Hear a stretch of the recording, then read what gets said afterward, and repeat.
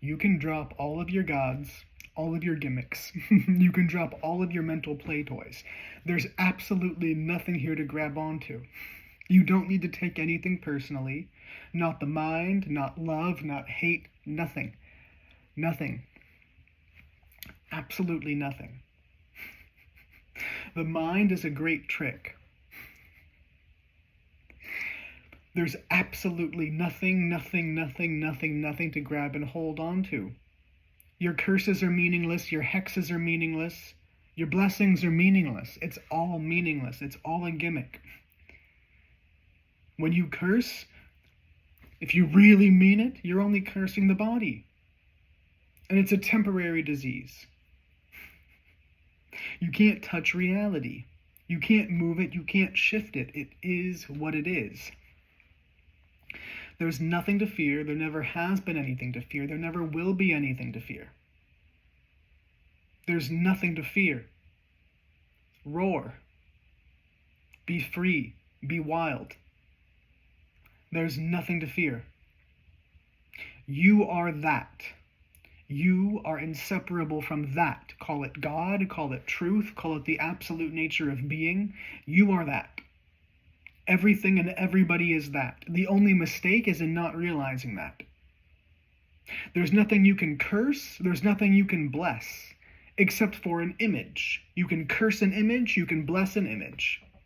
And that's all glamour, that's all a technique, it's all a trap. Everything is already preeminently blessed. Everything is blessed. Everything is already blessed. Everything's already sacred. Everything's already sacred. If you grab the entirety of the occult sciences, half of it, literally 50% of it, is just stupid. It's not even valid or legitimate. It doesn't even have the awareness of the physics, of the dimensions that it's claiming to be able to manipulate. So 50% of it's just garbage, throw it out. Out of the remaining 50, 49% of it is all cursing and hexing, black magic, which is all of the nature of the mind, manipulation, glamour. And it can only affect people who were also living in that same field of glamour, because they're caught by the fucking balls. It can only get you if you're caught up in the glamour. If you see it's not real, who gives a shit? It doesn't affect you. It can't even touch you. And anyway, it only has the capacity to affect the fourth dimension, the field of thought, mind, memory. It's all glamour. It's illusion. It's all glamour. It only has the capacity to affect image, perception. And that final remaining 1% of the occult sciences, that last little sliver, are the sciences of consecration, which are the only sciences that have any value. And what do you consecrate something for? What is consecration? Actually, you're not making something sacred. Everything's already sacred. You're simply stacking energy so that people who are living in their ego, who are imperceptive to the more subtle natures of reality, can come into the presence of some consecrated image and be blown away by it. And then step into the ultimate reality of their being, which is the very realization that everything is sacred. And so you don't need to consecrate anything. So even the science of consecration, which is really the only value that you could find in the occult sciences, is itself unnecessary. Everything is already consecrated. By my voice, everything is consecrated. By my presence, everything is consecrated.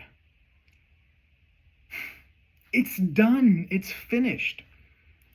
Consciousness is eternally sacred. Consciousness is all there is. Everything is made of consciousness. And even insofar as you would appear to make a distinction between matter and consciousness, the very presence of consciousness consecrates everything. Consciousness is omnipresent, therefore everything is automatically consecrated. Everything that exists is already consecrated.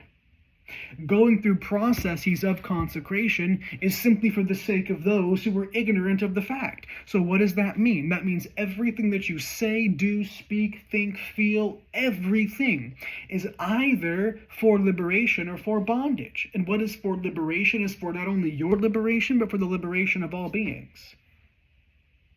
So you're either liberating or you're contriving, stealing, killing, taking hostages. That's all you can do. There's nothing else to do here. You can pretend that there are 10,000 different things to do. There aren't. There's only one thing to do, and that's surrender to the truth of who and what you are. There's nothing else to do. Nothing. Nothing. It's very nice, and in fact, you must know the physics of reality. You must know the physics. And we can sit here and we can speak about the physics of the mind, of the psyche, and of the fourth dimension all day. We can speak of the physics behind metaphysics. We can speak of the physics behind the occult sciences. We can speak of the physics behind the shamanic sciences, the yogic sciences, the Taoist sciences. We can speak to the physics of that. But who wants to know? And for what reason? Everybody that comes to these sciences and these arts and these spiritual paths come because they want manipulation, power, control, and dominance. What they can't gain through money and munitions, they seek to gain through magic and metaphysics. It's stupid. And it's futile. You're either aware that you are inseparable from the very love that is the source of everything, that is the only reality, and therefore there's a fearlessness in speaking directly to it, and speaking directly to the hearts and souls of all who come near with or without the use of the voice. But insofar as the voice is raised, it speaks directly to the truth of what is, because there's nothing else to speak to. And there can't be any delay in this speech. There doesn't need to be any planning. There doesn't need to be any artificing or any contrivance. There doesn't need to be anything artificial or false. It's not necessary. Because even if nothing was being said, the reality would still be here. So it doesn't matter what is said. It's not about the content of the voice. It just so happens that the content of the words makes sense, and that's a blessing. That's a blessing. But the very carrying of the voice is simply a scaffolding for the energy which is being broadcast from the core of all of creation. And the broadcasting station is literally everywhere. It's a centerless center. The core of everything is everywhere. It just so happens that there's a body here, and so the voice can act as a conduit, but for what and for who? For other minds. But there really are no other minds. There's one mind, pretending to be 8 million or 8 billion different people. It's one mind. It's one mind. And when there is a waking up to that, the body becomes a conscious conduit for that. And the more bodies step into consciously conducting that life stream, that flow of the sacred river, the Ganges, whatever you want to call it, the sacred river of life, the more bodies that wake up to being conductors of this, the more bodies that wake up to being conductors of this. And anyway, it's true whether you want it to be or not. It's this one intelligence that moves everything. You're either aware of it or you're not aware of it. That's the only difference between anybody. You either know or you don't know. And if you don't know, you suffer that ignorance. And if you know, hallelujah. You're here, you're free, you're in heaven, you're in paradise. You're in paradise. Eternally with God, eternally with the Master, eternally with truth, eternally with freedom. Eternally. And you see, you never left paradise. There was only the illusion, the experience of having left. There was only the illusion, the experience of pain, suffering, disenfranchisement. Only the illusion of that. You can never be separate from that. It's impossible. It's a lie. Anyone that tries to tell you otherwise is trying to sell you a bullshit product because they don't give a fuck about you or your freedom. Hardly anybody does. Freedom is too pricey, it's too expensive because it demands your whole life. It demands everything, your willingness to lay down and die. Not out of any morose desire to take oneself out, but because you see the very price of life is life itself. Life costs life. And very few are willing to live. But those same people who are not willing to die to live are more than willing to sacrifice other people's lives for their cheap entertainment. And if you see the grossness of that, you not only see how disgusting it is, but how stupidly, remarkably innocent it is. How ugly, but how innocent. How stupid, but how pure in its stupidity. And so you laugh and you cry. Yes, it's fucking ridiculous. It's stupid. And you have every right to say so. Every right to say so. And of course, you can't stop it. You also can't stop the awakening. Consciousness is already won. The appearance of good and bad fighting is just an illusion. The evil might win, the darkness might win, the violence might win, the ignorance might win. The ignorance is already lost, the violence is already lost. Hell isn't even real, it's an illusion. Separation from God is a lie, 100%. And you can know this directly, so you can burn all your damn books. You can take all your scriptures and throw them in the fire. You don't need them. Because the living reality of truth is the only scripture, is the only authority. And all true scriptures come as an overpouring from this living realization of truth that you are. That's all. You don't need to get addicted to some stupid book. You either get it or you don't get it. And most people don't get it, not because they can't get it, because they choose not to. Because they would rather be exploitative and abusive. And you don't get to come into heaven, you don't get to return to paradise, if you would come in holding knives behind your back to kill the angels inside of kingdom. Do you see that? There are no weapons in Valhalla. There are no weapons allowed in the temple. No weapons allowed in paradise. You don't get to bring them in. You don't get to bring your violent intentions in. Your rapacious, exploitative, abusive tendencies and habits don't get to come into the kingdom. Because you don't get to do any of that activity to anybody in the kingdom. You don't get to come in with violence in your heart. That's the whole point. And so all the violent people hide behind their statues and their images and their scriptures and their words and their philosophies and their psychologizations and their pathologizations of whatever the fuck it is. Hiding behind all these notions and ideas and barricades and painting holy pictures on them. Well, those holy pictures are not holy. Reality is holy. Truth is holy. You are holy as you are. Your true deep self that has never been touched, that can never be touched or changed. That is sacred. Not the stupid images that you paint over that to pretend to be sacred. So there's no more hiding. There's no more need to hide. Say it like it is. You are that, and we are that. So there's no pride in it.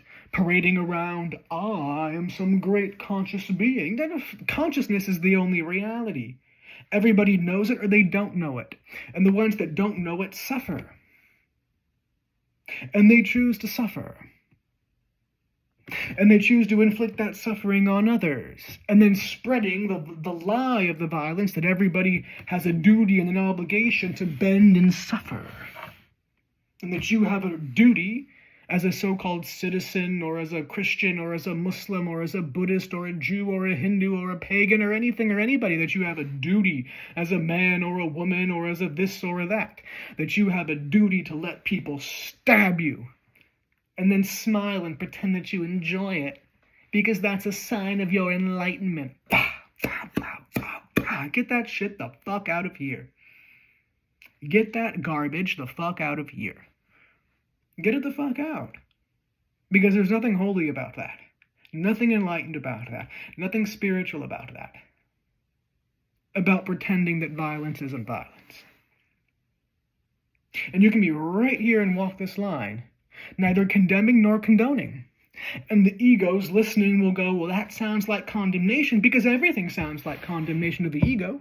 The ego, living in perpetual self-judgment, can only hear judgment whenever it hears anybody say anything. Haven't you ever experienced that? You hear somebody laugh, and you go, huh? Are you laughing at me? They're not even looking at you. They don't even know you. But you hear somebody laughing, and you think they're laughing at you. That's the ego making everything about itself. That's all it can do. And it's stupid. Innocent, but stupid. Violent, innocent, but violent. Maybe naive is a better word there, because innocence and naivete aren't the same thing. But the ego is certainly naive. And there is a deeper way of seeing that it is also innocent, because it doesn't really deeply knows what it's doing. It knows what it's doing on one level, But on the deepest of levels, it doesn't know. It can't know. And it's only when it finally begins to realize that something's not right that it then has to confront the deep shame that it carries around, that it's constantly running from. It's a shame avoidance mechanism, the ego. There's nothing redeemable about it. It doesn't even need redemption. It simply needs to be seen for what it is. And in the moment of seeing that it's useless and violent and stupid, it's dropped. It's a mutual letting go. You see, there never even was a connection. It was all a shadow game. You were standing there holding nothing, pretending that you were holding something of great value. The minute you realize there is nothing there and there never anything was there, there never was anything there, it's gone. It's done. It never was. And you see, there's no excuse for it.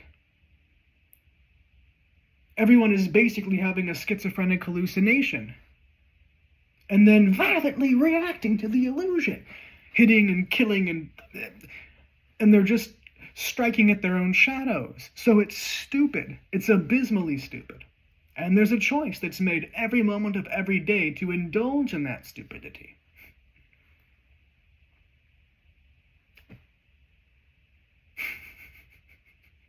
It's stupid.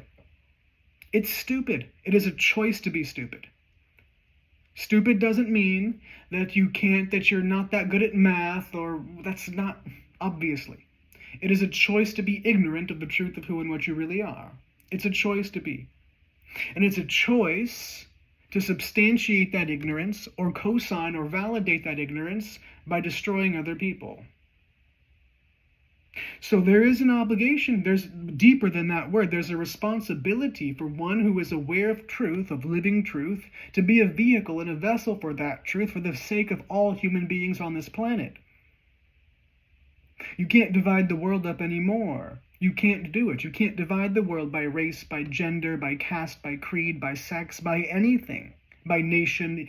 That's too stupid. That's too contrived. That's too ugly. That's too inhuman. It's too inhuman. And the unwillingness to face this is the choosing, rather, to buy the perpetuation of the illusion in which you live at the price of other people's blood,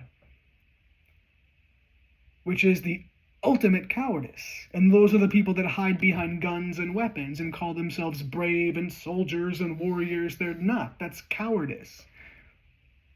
True bravery is standing here naked, open, in the face of love, in the face of truth, in the face of the light, which is inseparable from that true primal darkness, which is not evil. All evil is a contrivance and a creation of the mind, of the ego. In truth, there is only an eternal light, with no beginning and no end. And it is of this light that everything is made, by which everything is sustained, and by which everything comes to its end, and to which everything is returned. And this is who and what we all are. So there is a great power here. But there's no arrogance. There doesn't need to be, because it's everybody's. It's nothing special about this one, or about that one, or that one, or that one. It's all of us. It's all of us. It's every single one of us. And you know it or you don't know it. And if you know it, then you may be called to speak. In fact, if you're here listening to me, you are called to speak. You don't come to me unless you are me. All who come here come to meet themselves, come to encounter themselves. And this is what you are. You are a lion. You are a dragon. And you must speak. You must. You must. Don't take it from me as some command, but there is an internal command that says speak. And when it does, you speak. And when it says enough, then be silent. When you speak, speak, and don't finish until you say what you have to say. And when it's time to be quiet, be quiet.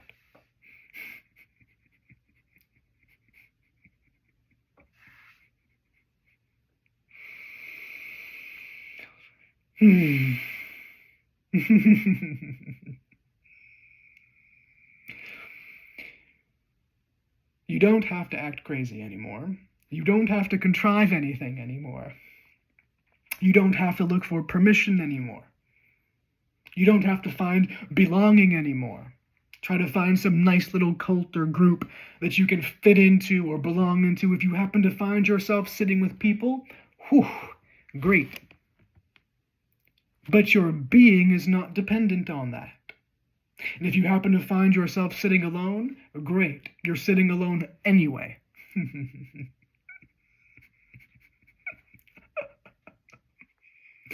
Yes. Yes. Be here. Be here. Now.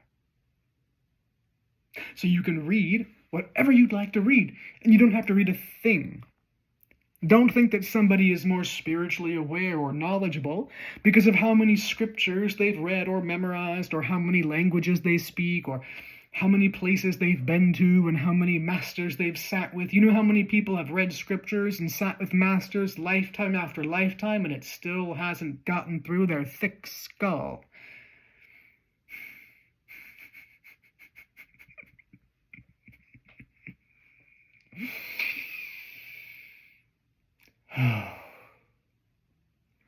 Every free being wants every other being to be free.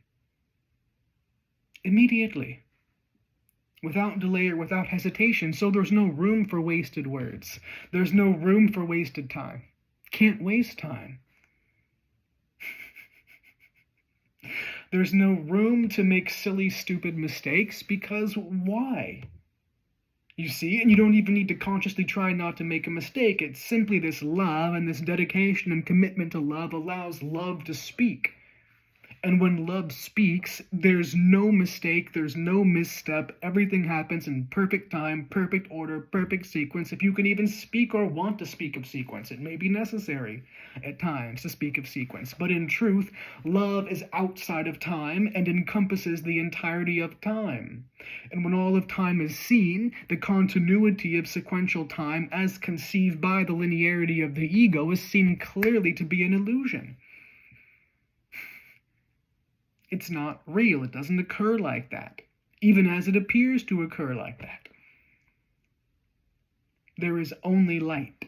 There is only this incredible love, which is not afraid of the darkness, because the true light is not different from the darkness. It is one with the darkness.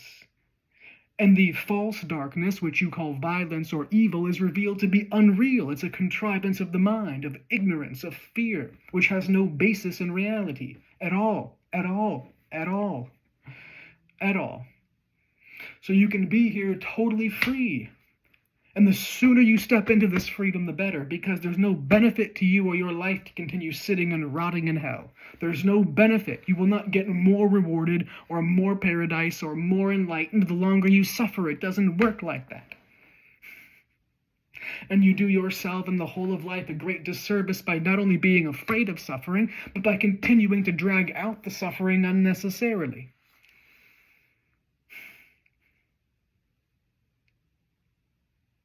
This is for all of us.